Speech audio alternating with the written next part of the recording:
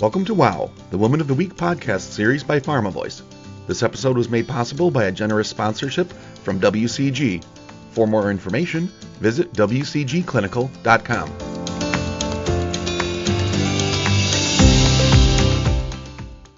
In this episode, Taryn Grome, editor of Pharma Voice magazine, meets with Lindsay McNair, MD, Chief Medical Officer, WCG.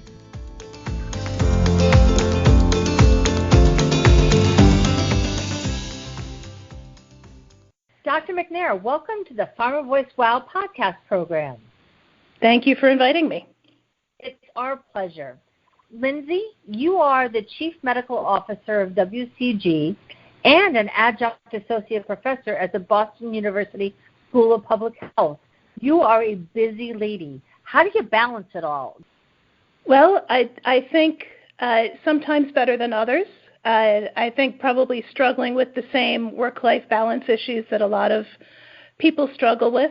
And I think a lot of it is just deciding what's most important to me and then trying to make time for those things that are most important. And that may change day to day, but sometimes the balance works better than others.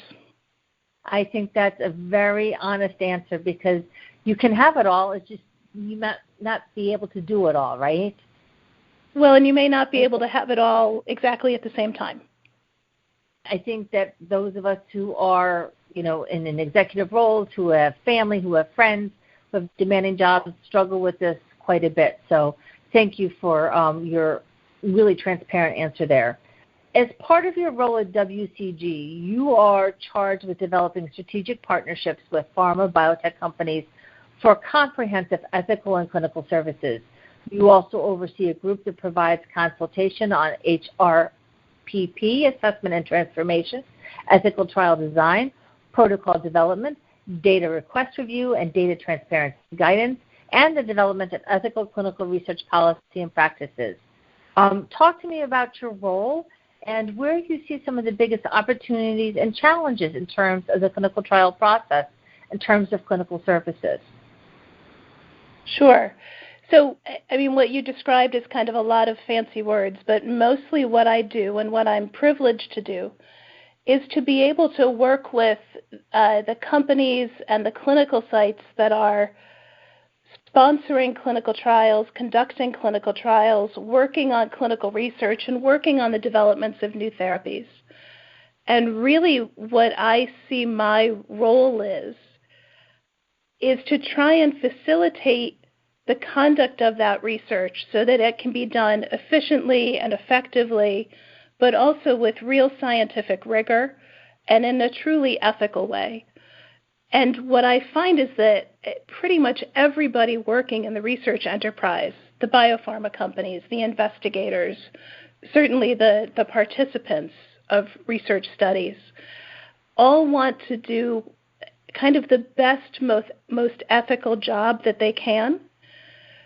So it's really both interesting and fun, kind of, to be able to work with all these different stakeholders and sometimes help them meet each other and work together, but really to try and create systems and processes and policies that help us all to move the clinical research world forward so that we can get to decisions about investigational agents more quickly and advance those most promising ones into the clinic most quickly where they're really going to be of benefit to patients. With ethics being such a big part of your focus, how do you think the industry can do a better job in communicating in a credible and a forthright way with its stakeholders, particularly patients? I think that's really a tough one. And it depends who we talk about as the industry. If we mean the biopharma industry, it really is a challenge for people in that industry. I'm part of a group called the Bioethics Bioindustry Consortium. It's a group of bioethicists who work for pharma companies and deal with the bioethical issues that come up as part of drug development. And one of the missions and goals of that group is to make more visible the fact that there are actually bioethicists within biopharma companies helping everybody to try and do the right thing, But we had a phone call very recently, and we were discussing the fact that the public's opinion of the biopharma world is so negative, and that they really feel that there is not a lot of ethical consideration given to what pharma companies are doing, and no separation between what they see as the kind of marketing and pricing issues and drug development issues. So it's an uphill battle to show that ethics is really an important part of what people in clinical research do every day, and that it is something that they're always thinking about. On the IRB side, the HRPP world, the Human Research Protection Program world, it's a little bit easier to talk about ethics because many people in clinical research understand that there are ethical committees that are responsible for the oversight of research and making sure that that research is conducted in a way that follows regulations but also prioritizes ethics and the rights and welfare of the participants of that research as well. So it's a little bit easier to talk about on that side than it is on the biopharma side. But I have really never met anyone in my entire career who wasn't interested in making sure that they were doing the right and ethical thing as part of their clinical development work. So I have two follow-up questions for you. One is, what are some of the issues in terms of bioethics that you all contend with on the pharma side? And then the follow-up to that follow-up is, so what can the industry do to its reputation in terms of the public? So what are some of the challenges you all face in terms of bioethics? Well, there are lots of kind of ethical issues that kind of rise to the forefront at various times. One of the big ones that's getting a lot of discussion now is the issue of expanded access and right to try, and people's right or ability to get investigational drugs if they have a very serious illness, but they can't enter a clinical trial. There isn't one available to them, or there isn't one that's right for them. So what is the responsibility or obligation of the biopharma world to make investigational products available to people? And do people realize that those products are really investigational and most of them will never go on to become medicines? So that's just kind of one of the issues that we struggle with both on the IRB side, because we have to review the use of those medications because they're investigational, that I know the biopharma world is struggling with as well. And then there are lots of other things that come up. I have lots of conversations with sponsors about how to improve the informed consent process. So definitely overlap with institutional review boards there as well. But biopharma companies are frustrated by how long the consents have become and how we feel like they're not really informative for research participants. And how can we make that process better but still be compliant with all the regulations that require certain parts and certain pieces of information to be part of an informed consent document. Your second question about what we can do to improve the reputation of biopharma is a much bigger one and a much tougher one, and one that I think a lot of people have been struggling with. There have been a few companies that have created some media campaigns to talk about kind of the scientists who do the work that they move into the clinic, and how these are scientists who are, dedicating decades of their lives to try and work on new therapies, to try to get some recognition for that part of the process as well. I'm not sure how much those things move the needle, but I do hear people say that they've seen them. I think there are so many efforts happening now with various companies getting involved in patient advocacy and working with patient advocacy groups to incorporate the voice of the patient much earlier in clinical development programs, getting feedback on study designs to see what's feasible, getting feedback about the endpoints that they're going to look at in their clinical trials to make sure that they're choosing endpoints that are of interest to patients and not just those that are of interest to regulators. So I think those efforts are expanding, and I hope that those will start to shift some of the public perspective soon. Thank you. I think those insights are truly helpful in understanding the complexity of the issue. So thank you for sharing those with us. Switching tacks a little bit here, you are an MD as well as holding a master's in public health and a master's of science degree in bioethics. How have these experiences helped shape your career and perspective? Well, I've had kind of an unusual career path. I went to a medical school that focused very much on training people to be primary care physicians, and I decided to go into general surgery. So I was kind of a failure of the career planning goals of my medical school. I trained as a general surgeon for several years, and then did a research fellowship during which I ran a clinical research study and sat on the institutional review board, and that was when I also got my master's in public health, concentrating in epidemiology, biostatistics, and clinical trial design. So when I went back into clinical practice, I realized that I actually liked research better than I liked clinical practice. I enjoyed trial design. I enjoyed trying to solve those questions. I enjoyed the regulatory aspects. I enjoyed the bioethical aspects of clinical research and drug development. So that was really when I kind of shifted careers and went to work in the biopharma field instead, and did that for about 15 years at various companies, first as an employee and then as a consultant to many companies. And throughout that whole time, I stayed involved in institutional review board work. I was very interested in bioethics. I started a bioethics committee within one of the companies that I was working for. And I really wanted to formalize my education in bioethics and also to show that someone who was in the pharma world actually could be trained in bioethics and have a formal education in that area. And it wasn't just giving lip service to, yes, we should do ethical stuff. And that was when I got my master's in bioethics as well, and that was with a concentration in research ethics. So that was kind of how I went along that career path, and how the different parts of what I was doing and what I was interested in ended up shaping my career. And then about 6.5 years ago, I got the opportunity to come to WCG, the Warburg Copernicus Group, which at that time was just an institutional review board company. We hadn't started the clinical service organization yet.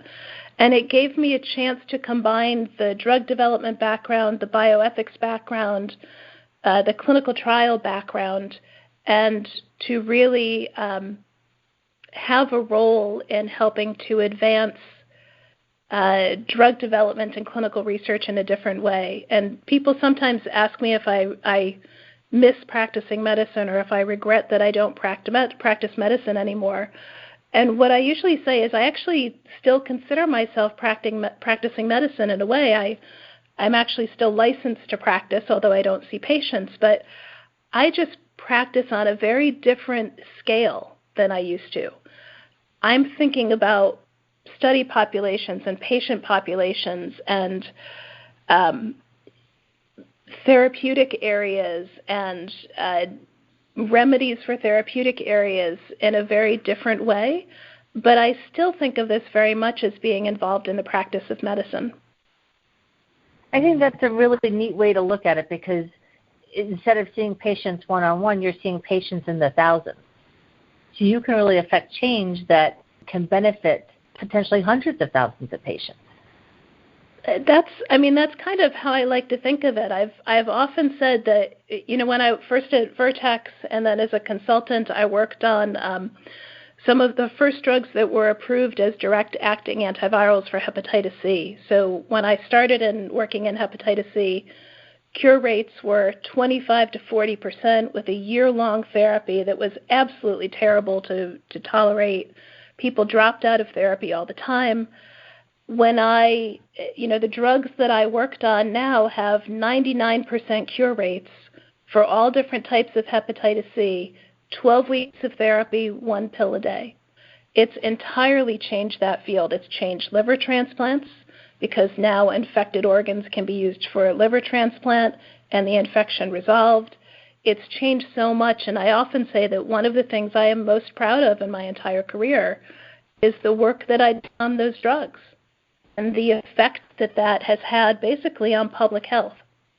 That's fabulous. And let's talk about your career going from a biotech company and now as part of WCG. What can each side learn from each other to streamline the clinical trial practice now that you've been on both sides of the table? That's a good question. WCG has so many components. We have the institutional review board work, and then we have our clinical services work that provides kind of very niche, specific services that can help expedite the conduct of clinical trials and do it with really good scientific rigor. And a lot of that comes back to using data in the most effective way, using data to decide who your investigators are going to be, using data to look at whether or not you're seeing unusual placebo responses in your control arm, using data to select the best endpoint instruments, using data to have good endpoint adjudication and adjudication committees. One of the things that we can do most effectively is just communicate back and forth between the people who are running drug development programs, which are sometimes small companies that don't have a lot of infrastructure and don't have a lot of resources, but there are other sources of the data that they can take advantage of to help them make really wise decisions and efficient decisions in streamlining their clinical programs. On the other side, on the IRB side, I think institutional review boards are best when they really understand drug development.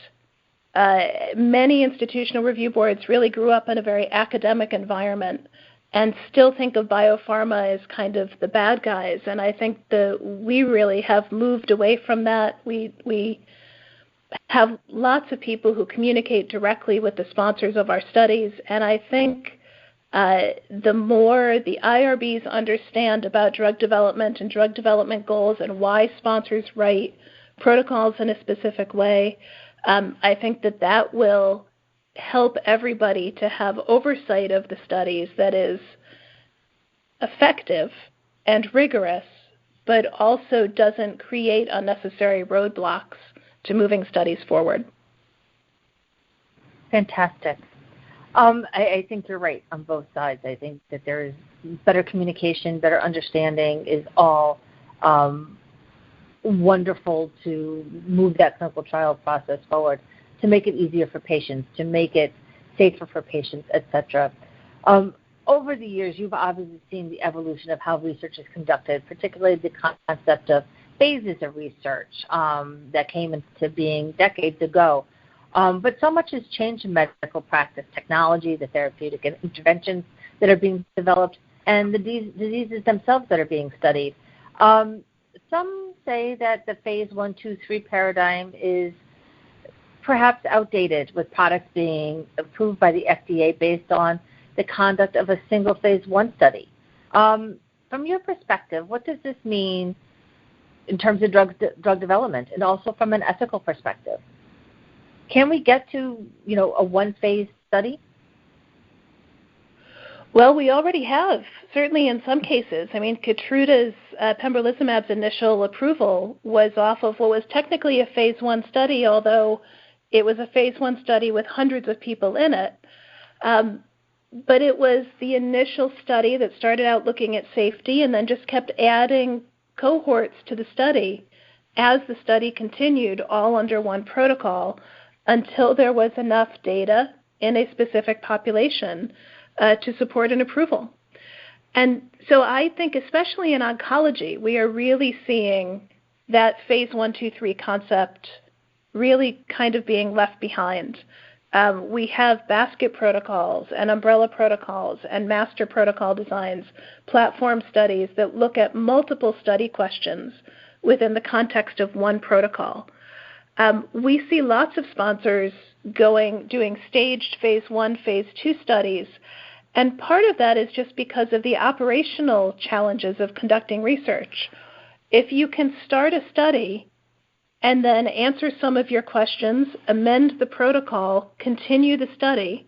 Why shut a study down, close all the research sites, stop enrollment, write a new protocol, wait 6 months, qualify the sites all over again, initiate the sites all over again, start enrollment all over again, have new contracts and all of that to go through the IRBs all over again?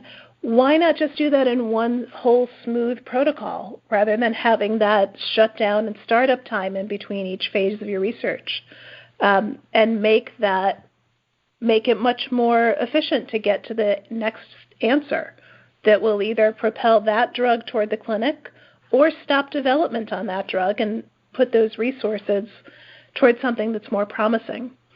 But what those considerations then bring us in ethical issues is, for one thing, everybody needs to update their patient-facing materials, because everybody's website still talks about phase 1 is when we look at safety and phase 2 is when we start to look at efficacy, and that's just really not true anymore, especially in oncology and rare diseases. But it also means that we have to be much more careful about things like the therapeutic misconception. And the therapeutic misconception is an ethical concept where patients have difficulty separating the concepts of when they are getting medical care and when they are participating in a research experiment, because clinical trials are essentially a research experiment.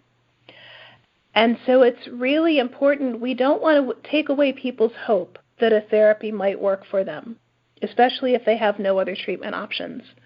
But at the same time, we have to make sure that people are truly understanding the potential risks and benefits of being part of research and understanding what that may mean to them, that many of these drugs, just because it's a new drug doesn't mean it's a better drug. Many of the drugs that start in development will not make it to the clinic, and some of them could have side effects or safety issues that are worse than what's currently available. Just because something is new doesn't mean it's always better. And I think those are kind of the educational challenges that we have, the informed consent challenges that we have as these paradigms of research change. I think those are excellent points. And, for some patients, some of these new medicines that are coming out, and even though they are investigational, might be their last best hope for something. So how does that come into play? Yeah, no, that's absolutely true, and that's kind of the therapeutic optimism, is the idea that we don't want to take away people's hope that this might, it's a phase 1 study, it's very early, we don't know anything about this, but it might work for you. But at the same time, make sure that those hopes are tempered with the realism that it very well may not work for them. And some of that, we don't want to be paternalistic or maternalistic, parentalistic, in telling people what they should do or what they should think. But we also know that when people are desperate and people who are very ill or have a family member who's very ill can be desperate for therapies,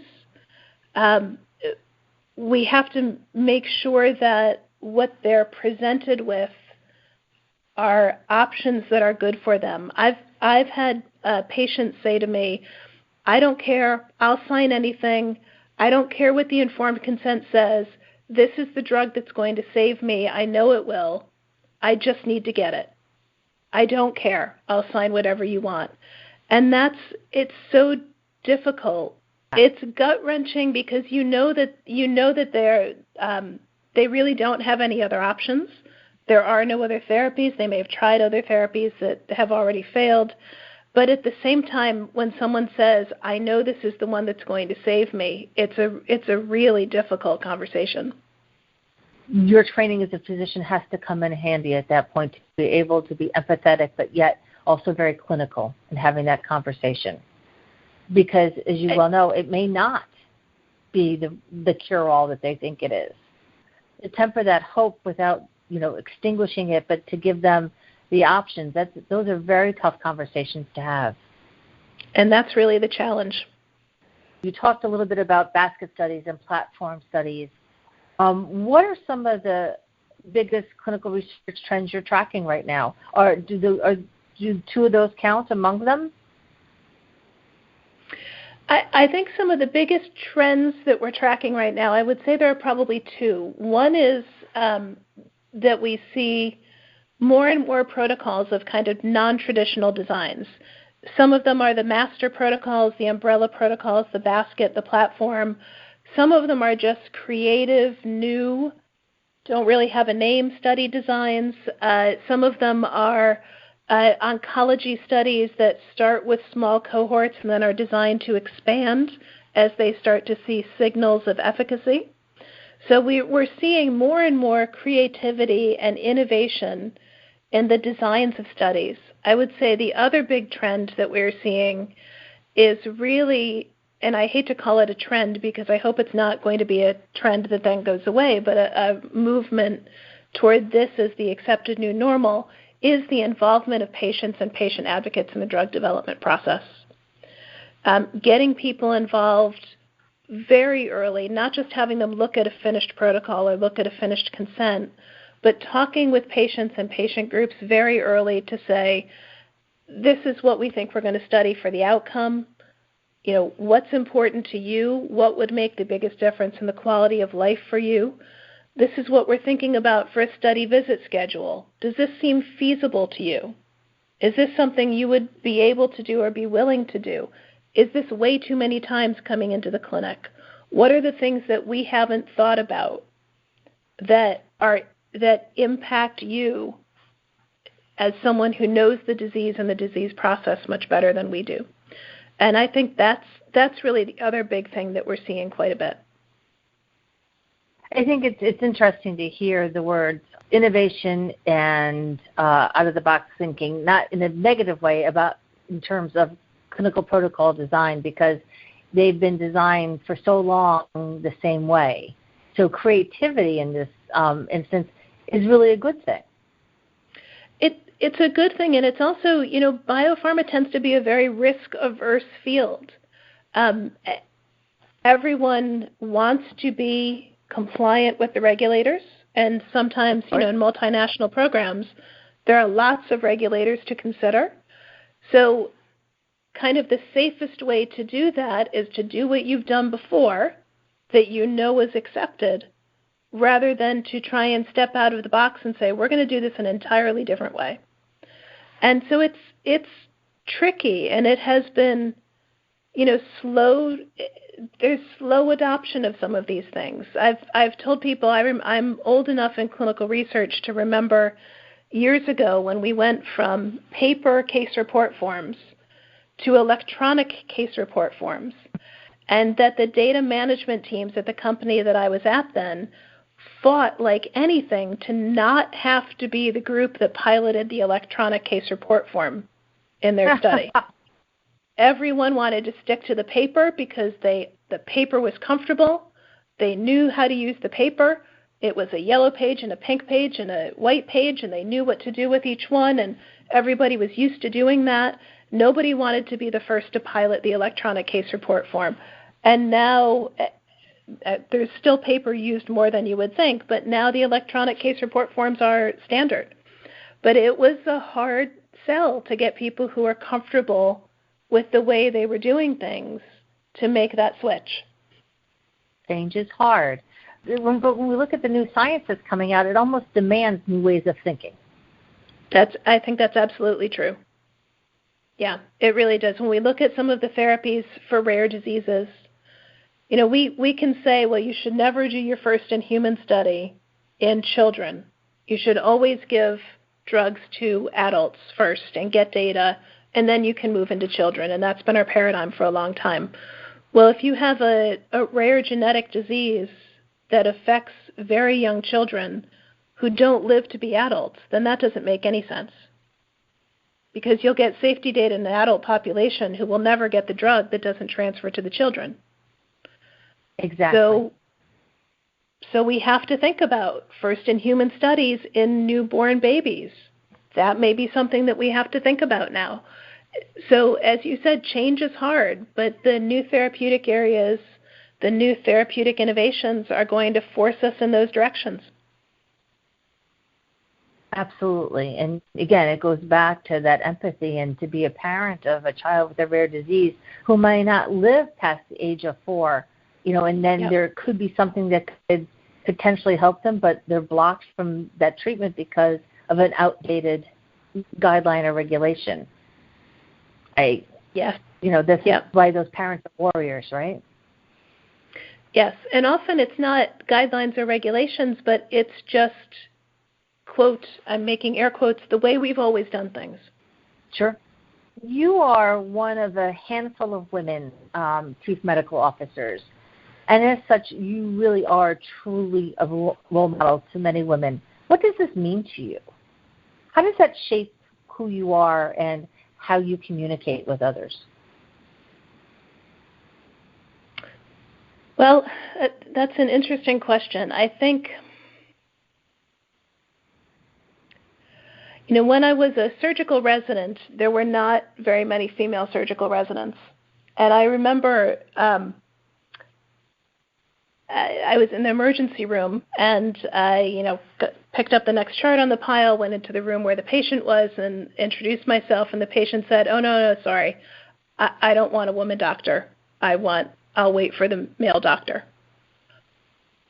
And I left the room and I remember thinking, well, that's not my problem. That's his problem.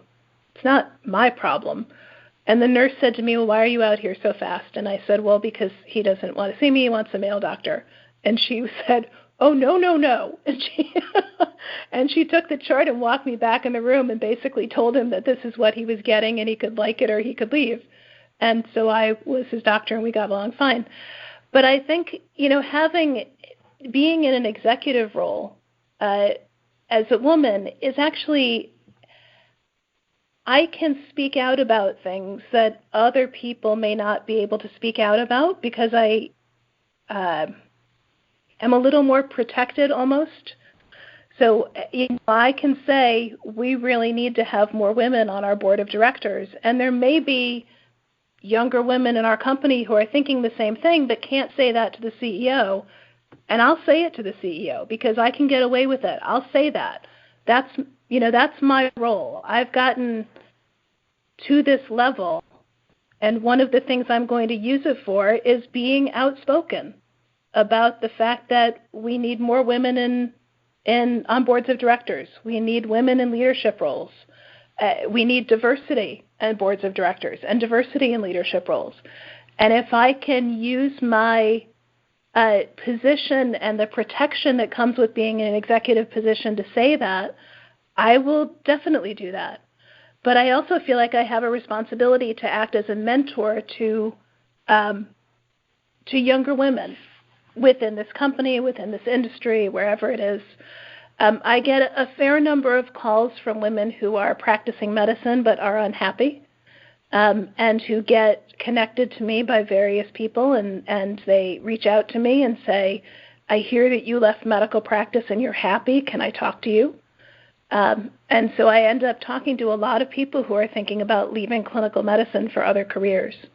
And I'm happy to do that. I think it is a failure of career planning in medical school that we teach people that if you do not practice clinical medicine, you are a failure as a doctor. And so that's one of the other areas where I see my responsibility. And how would you define your leadership style? Well, as I've said, I trained as a general surgeon. So one of the things I have to be careful about with my surgical style is that I can still have a very much a surgical personality. I try to manage my leadership style so that my perfectionism is not pushed down onto other people. I'm very careful about trying to give compliments, trying to support people when they've done something good. I try to get feedback, even though I may make the ultimate decision on things. But it is evolving, and I think it also depends who I'm with and who I'm working with on the rest of the team as to what my leadership style is that day. Well, I think that's very insightful, and I think that's also very transparent, and it shows great insight as to understanding who you're dealing with and who you're working with, because not everybody can be managed the same way from the same position. Yeah. So kudos to you. In that vein, how do you define success to yourself? You've obviously reached a pinnacle of your career. There's more things that you obviously are doing and have ambition for, but how do you define success for you?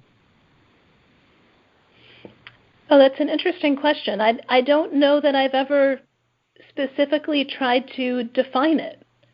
I have work that is challenging and interesting to me. My family is happy and healthy. I have a good core group of friends that are important to me and supportive of me. And that's pretty much all that I'm aiming for. And that's all good. That's all. Nothing bad about any of that. So that's fantastic. I've never had a goal to get to a specific title or anything like that. I think it's really just the more general stuff. I think, happiness is and success is what you surround yourself with, and that's by definition your definition of success, which I think is wonderful. There's nothing wrong with having a happy, healthy family, a fantastic career, and great friends. To me, you tick all the boxes. Yeah, it's pretty good. Yeah, it is pretty good. Finally, this is our Wow Woman of the Week podcast. So I need to understand and know from you, what is a wow moment that shaped your career? Can you pinpoint one? I think probably the moment that has most shaped my career is when I decided to leave clinical medicine and go into research. And it was a decision that I made when I was a senior surgical resident, when I was on call one night, and I got called to see a patient, and I had come back from my research fellowship and my time doing research, and everyone kept saying, aren't you looking forward to getting back into the clinic? Aren't you looking forward to getting back into the OR? And I realized that I actually wasn't looking forward to getting back in the OR, at least not the way you needed to look forward to it to make a career of surgery. And I think that the moment that I actually said to myself, I've invested years toward this, but I don't have to keep doing this if this is not the right path for me, and I can do something else, was really the most pivotal moment, the most wow moment. And what a brave moment, if I may add. A very scary moment, actually. But yeah. Yes. Yeah.